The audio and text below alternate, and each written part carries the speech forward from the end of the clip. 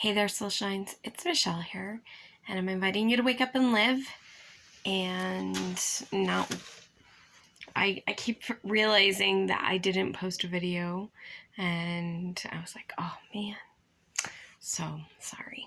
I'm working on a system to try to help me to keep track of the days that I actually have recorded my video, because yesterday I recorded, not yesterday, Friday. Anyway, the last time I recorded videos, I recorded them pretty early in the morning and then lost track of the fact that I didn't record them the next time I needed to, if that makes any sense. I don't know if it makes any sense. Anyway, today's card pull is, of course, from The Secret Language of Light, Transmissions from Your Soul, by Denise Jarvie. And the card I pulled, I'm sorry, I'm using it as a bookmark, so give me a second, is Let Go. Oh, let go. I'm going to read the book, and I have some thoughts. I'm in a really weird funk right now, and I think part of it is yesterday, as I was scrolling through Facebook, I came across a lady's post.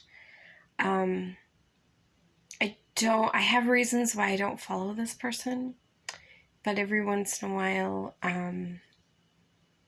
I've listened to something she said or whatever, and it was exactly what I needed. Yesterday, it was something to the effect of I release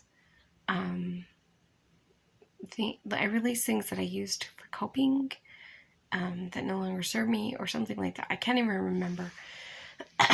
But here's the challenge when you just say something like that. See, for me, I felt a huge energy shift.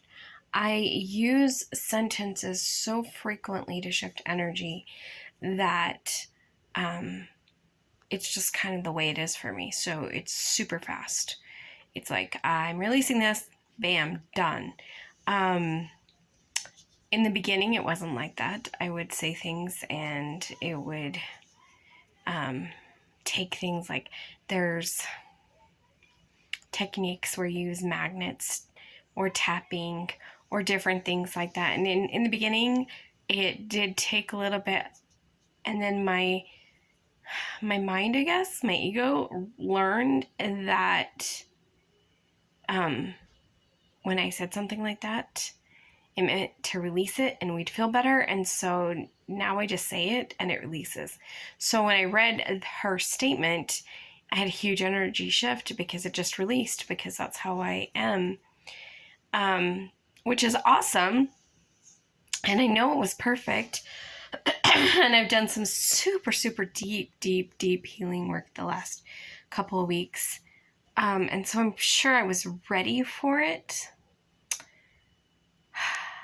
But sometimes letting go of our coping mechanisms, or letting go of the personalities we created in order to survive, that's kind of scary. And I'm left in this place now where I'm like, I'm not really sure who I am. I don't know how much of the way I have showed up in the world is because it's me, and how much of it was in response to childhood trauma.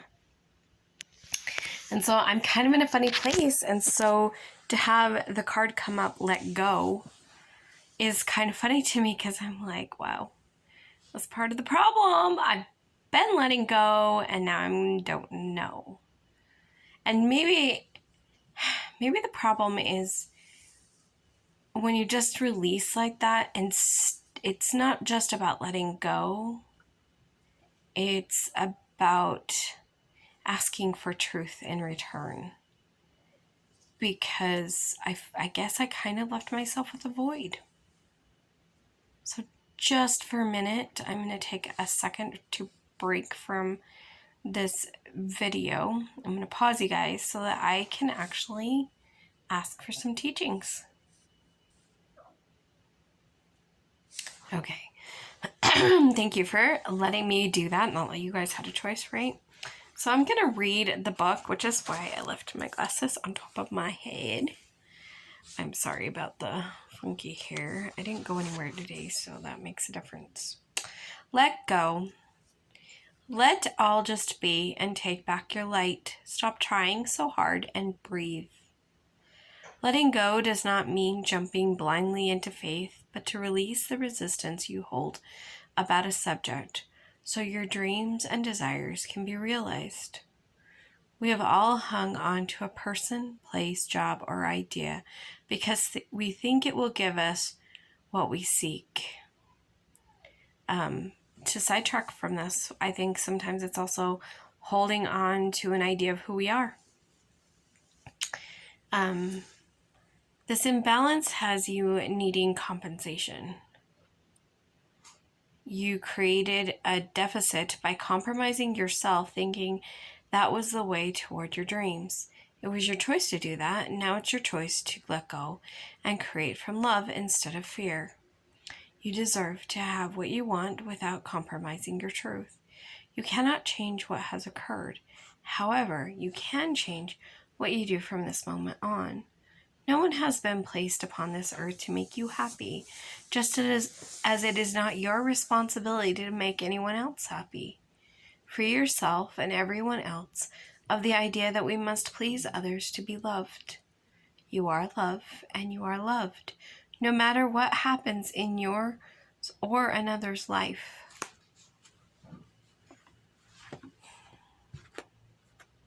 So, there you have it. Letting go. Let go. Let go of the ideas that we have. I think another aspect of it is that let go of the shoulds. I've had to do a lot of that as different people in my family make choices that are not choices that I would make for them. And I have to evaluate where I'm putting my own shoulds on them. And when I can let those go and allow them to be their adult selves and make their choices, it feels better to me. I still have a few that I haven't let go of, and it's kind of a challenge, but I know that they're on their path and they're being guided down their path, and their path does not have to look like my path or the path that I want for them, and that's okay. I get to let that go. One of the things I talk about a lot when I do talk about manifesting is holding on to things so tight they can't come. We need to let them go. We need to be okay with them not showing up. And we need to be okay with them showing up. And I find that when you recognize you have resistance, you love that resistance, you embrace that resistance, and then you let it go. And you just be like, it is what it is, and it will work out the way it's meant to work out. And when you do that, even if the thing you're desiring doesn't show up in your life, something amazing can show up in your life because you've let go and made space. I think that it's this let go is so huge. It's like letting go of who we think we are, letting go of who we want to be. Because, like, how many of us have this dream version of us that we want? Like in the decluttering world. I love that Cass the Clutterbug, Cass talks about 4 styles of clutterbugs because it allows people to let go of the fantasy version of themselves. Nobody likes clutter. Even people who live in clutter, they don't like clutter. They may be familiar with clutter. They may be overwhelmed by clutter. They may dislike the feeling of not having stuff around them more than they dislike the clutter, but nobody likes the clutter. There's a lot going on there. And but one of the problems is that we create this fantasy idea of what we would like to be, And that's not necessarily what comes natural to us. You know, people who like to see their stuff versus people who like to hide their stuff. Sometimes one or the other will think that how nice it would be to have this Pinterest-worthy board or whatever, you know, like this room that's Pinterest-worthy. And maybe that's a fantasy self. Because maybe it doesn't work with your style and it's finding things that work with your style.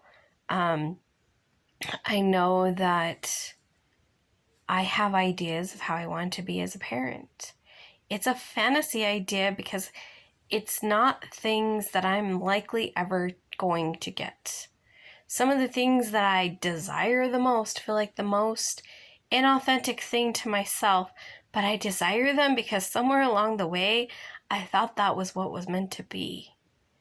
It's not that that's what my children need from me. It's not that that's what I need to become, because sometimes it's about us. We desire something because there's a part of us that knows that we need that and we need to train ourselves in that. Like we need to create new habits or things like that.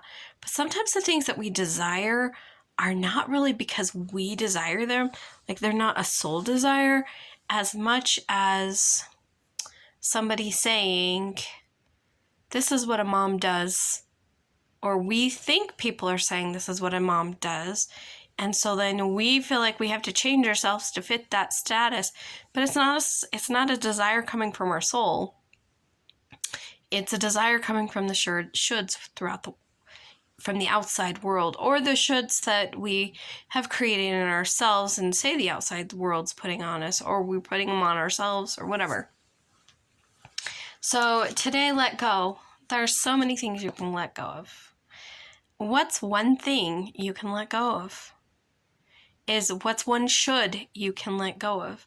A should that you've put on your kids, a should you put on yourself, a should you put on your spouse or your friends. What's one should you can let go of?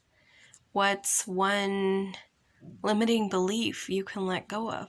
What's one aspect of yourself that you can just let go and let be and let it make itself out? And there's so many things, but what's one something you can let go of today so that you can live a more soul-aligned life?